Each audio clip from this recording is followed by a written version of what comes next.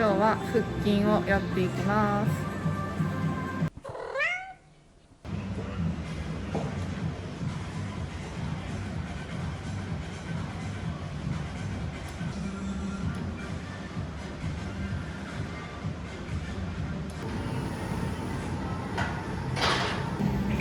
汗が目に入って痛いですが、立って15回、座って20回のスーパーセットでローラー終わりましたね。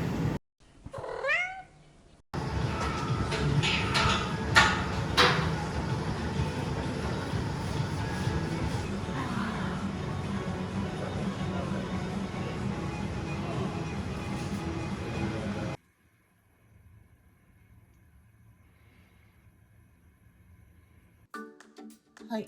今日は、まだ自己紹介してなかったんで、自己紹介というか私の、簡単な、そうですね、生い立ちとかそういったものをどうやってトレーニング始めたとか、そういったものを、少しお話ししていこうかなと思います。で、なんか全部喋るの慣れてないんで、ちょっと簡単にメモを見ながら喋っていきます。私はですね、もともとそうですね、運動が得意で体はガリガリだったんですね。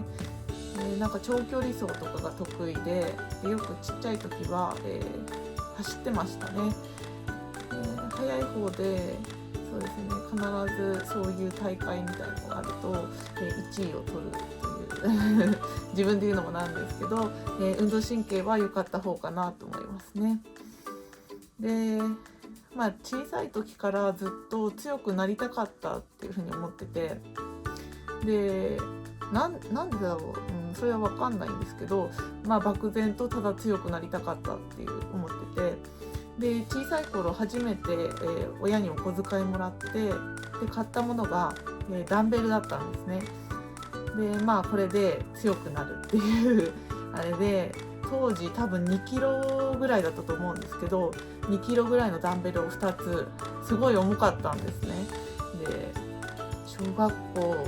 3、4年生ぐらいだったと思いますね。それをお店で購入して、で一生懸命持って帰ったっていう思い出がありますね。でやっと家に着いて、その重いダンベルを置いたら、お兄ちゃんになんだこれはみたいな言われて、で、ダンベルだよってこう誇らしげに言ったんですけど、お兄ちゃんからはこんな軽いダンベルでお前何する気だと、何の役にも立たないなみたいな、でちょっとこうバカにされたというか、そういうことがありましたね。で常にこうお兄ちゃんに対抗意識というか、お兄ちゃんはそうじゃなかったと思うんですけど、私は対抗意識、こう何かあるとすぐ比べられるんで、お兄ちゃんに勝ちたいっていう風にずっと思ってて、なんですけど、やっぱりちっちゃい頃のこう年の差って結構大きくて、なかなかお兄ちゃんには勝てないっていう、何に対してもなんですけど、そういう結構劣等感もありましたね。で、バレーボールとか水泳とかもやってたんですけど、それも全部途中で挫折して諦めてしまいましたね。でしばらくはずっとスポーツはしてこなくて、で遊んでたんですね、学生時代とか。もうスポーツやりすぎて嫌になっちゃっ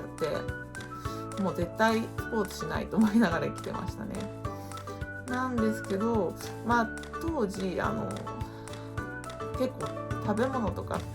友達と帰りにマック寄って毎日マック食べたり、そういうことをしてたんで、ちょっとずつふっくらしてきて、で、運動もしてないし、もちろん食事制限なんて分かんないから、でだんだんちょっとふっくらしてきて、でちょっと年頃だったのもあって、でこのままちょっとふっくらしすぎだなと思って、で当時加圧トレーニングっていうのがテレビとかでも流行ってて、でじゃあ加圧トレーニングってどうやら良さそうだみたいな、で週2回ぐらいそれやったらこう運動の効果が得られるっていうことで、加圧トレーニングやりたいなと思って、で、加圧トレーニングできるジムを探したんですね。でなかなかちょっとなくて、あってもこうお高いところとかで、一番家からも通いやすくて、でお手頃なそういう加圧トレーニングができるところっていうのが1個だけあって、それがボディービルジムだったんですね。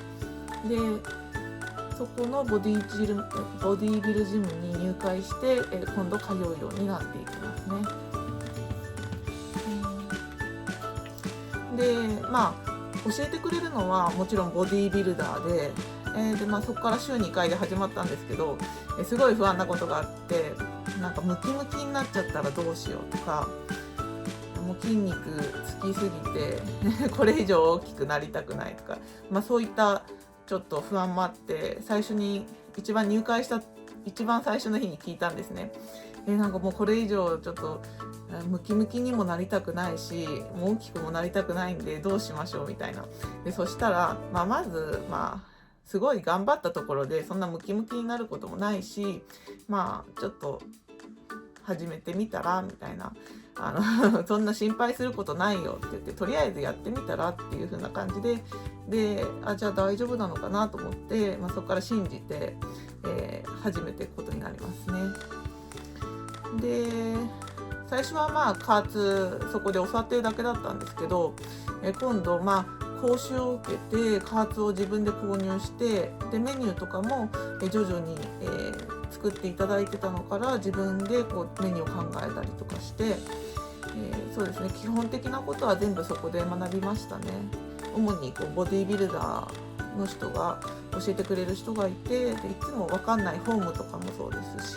分かんないことがあったら常に聞いて、で常に試すみたいな。で毎日じゃないんですけど、週2回毎回ですね、必ずそういうことをしてましたね。で行ったからにはもうすごい普通の会員の私にも容赦なくバッチリ追い込ませてくれて、でそうですね、毎日すごい筋肉痛で、もうそうですね、その日トレーニングして帰る時にはもう電車の中でもうつり革もつかめないぐらい、もう腕が上がらないぐらいもう乳酸が溜まって、そうですね、つり革がつかめないぐらい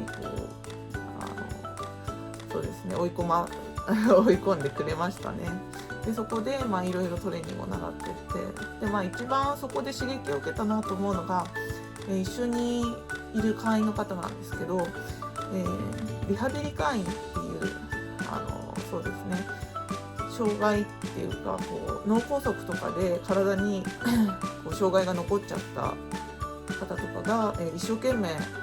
トレーニングするんですね。でその脳梗塞になってしまった方っていうのはやっぱり左半分とか右半分が動かないようなそうですね、そういう症状の方とかいて、でもその方がもう一生懸命本当にすごい頑張って努力しているのを本当にもう間近で見て、私もなんかこんな健康体なのに、なんかもっと頑張んなくちゃいけないんだなってそうですね、そこで結構そういうやる気というかそういうのをもらってましたね。あとスポーツ選手とか格闘技やってるプロの方とか、あと相撲取りの方とかもいてですね、でそういう方もテレビで見たことあるような有名な方が、近くでトレーニングしてるのを見て、こういうふうに、みんな努力してるんだと思って、で私は小さい頃に全部挫折しちゃって今何にもないんですけど、でもこのトレーニングをずっと続けていくことは、できることだなと思って、で自分にできることを、自分のペースで頑張っていこうかなって、そこですごいそういう考えを教えてもらったというか、そうですね、そういういろいろ人生的にもそういう教えてもらいましたね。で感謝してますね。そこの会長には本当に感謝してて、ちょっと最近亡くなってしまったんですけど、そうですね、また今度今はそこではトレーニングしてないんですけど、今度顔を出してお邪魔できたらなって思いますね。でちょっと話はそれてしまったんですけど、でそこでいろいろウェイトトレーニングの基本的なことを学んで、そこから毎回ですねトレーニングちょっとずつやっていくようになって、教えてもらって、週に今は5回ぐらいですねで1日1パーツしかやらないんですけど、1時間ぐらいですね、大体。それを週に5回やっているっていう感じですね。途中で、有酸素運動も必要なのかなと思って、バドミントンとかも始めたんですけど、結構夢中で楽しくやってる時期もあったんですけど、やっぱり二足のわらじは履けないなと思って、有酸素で結構疲れて、そのウェイトトレーニングがおろそかになっちゃうとか、そういうこともあったんで、今はほぼウェイトしかしてませんね。たまにバドミントンやるぐらいですね。やっぱり二足のわらじは履けませんね。でやっぱりウェイトトレーニングは、やるからには真剣にやろうと思ってて、で大好きな選手がいて、ボディビルので、そのトム・プラッツっていう選手なんですけど、その選手がですね、負け犬では家に帰れないっていうのを言ってて、で本当にその通りだなと思って、私もジムで100% 力を出し切って、でトレーニングを終えて家に帰ろうって、怠けてやっても1時間ですし、きちんと追い込んでも1時間なんで、自分なりに自分の限界まで追い込んで帰ろうって思ってますね。なんですけど、でも別に筋肉を大きくしたいとか、そうですね、バリバリにしたいとかそういうわけではないんで、そうですね、その辺はもうハイレップスにしたり、そうです、スーパーセットとかで追い込んだりして、でも常に追い込むっていうことは必ずやってますね。それだけは必ず守ってトレーニング毎回必ず追い込むっていう限界までっていう感じで、毎日トレーニングしてますね。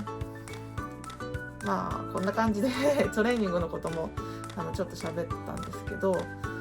そんなところですかね。でちょっとずつトレーニングも、人がいない時間帯とかで人があんまり入り込まないような時だったら撮影していくんで、できなかったら最初の挨拶だけして終わるんで、そんな感じで撮っていくんで、これからも、アップしますんで、